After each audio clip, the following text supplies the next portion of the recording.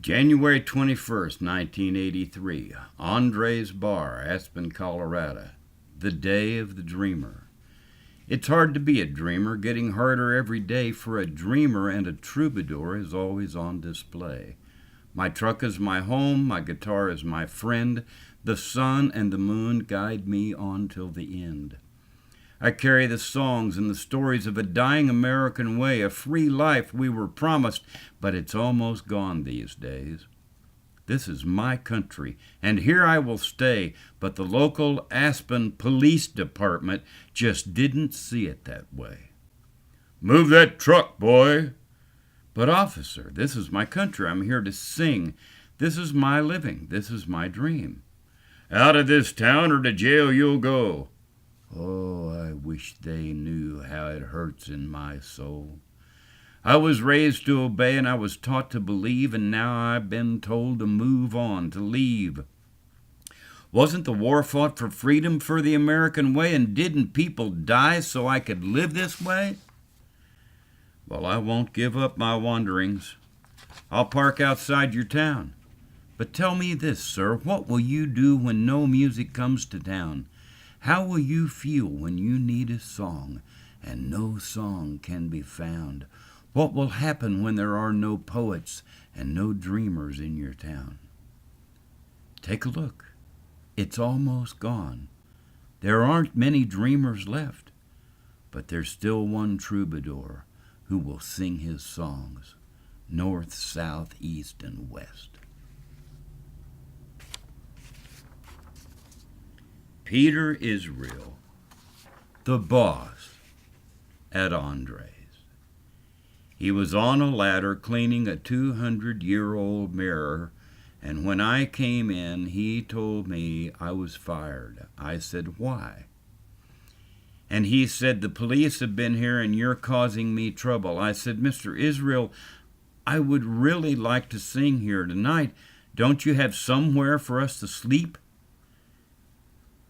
He said, "If you can find a place to park that damn truck on private property and not steal any more showers, I'll let you sing your last time. But I won't need you anymore after this, so don't come back next month."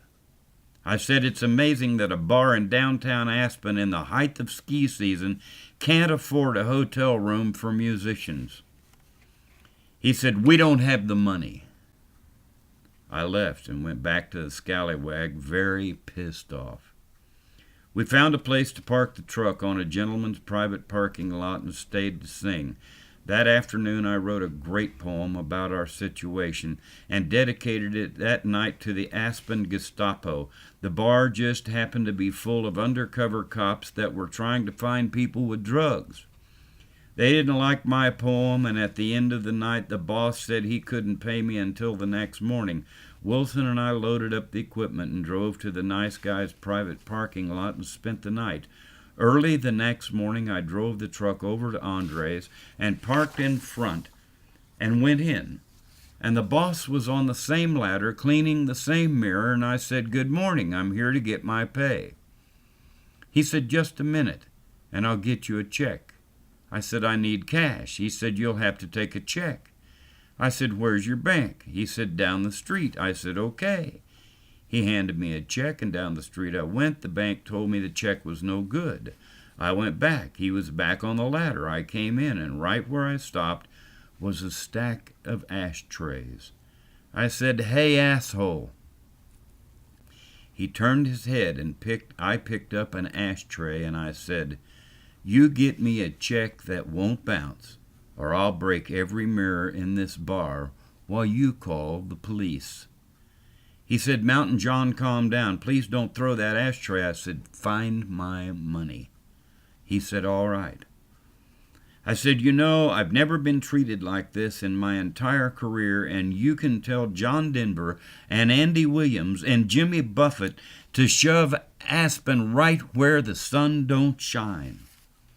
Where's my pay?"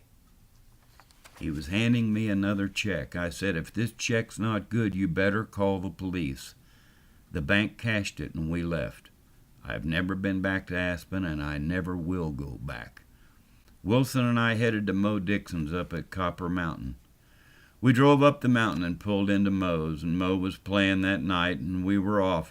So we went to hear Moe. Moe and his friend Budsy were playing at a club called Barclays, and Peter and I got drunk and flirted with all the girls. About midnight, I told Wilson I was going out to the truck to go to bed. He said he'd be out later. I got to the truck and lit the old catalytic heater, and I crawled in under the bedroll in my long johns and stocking hat and fell asleep.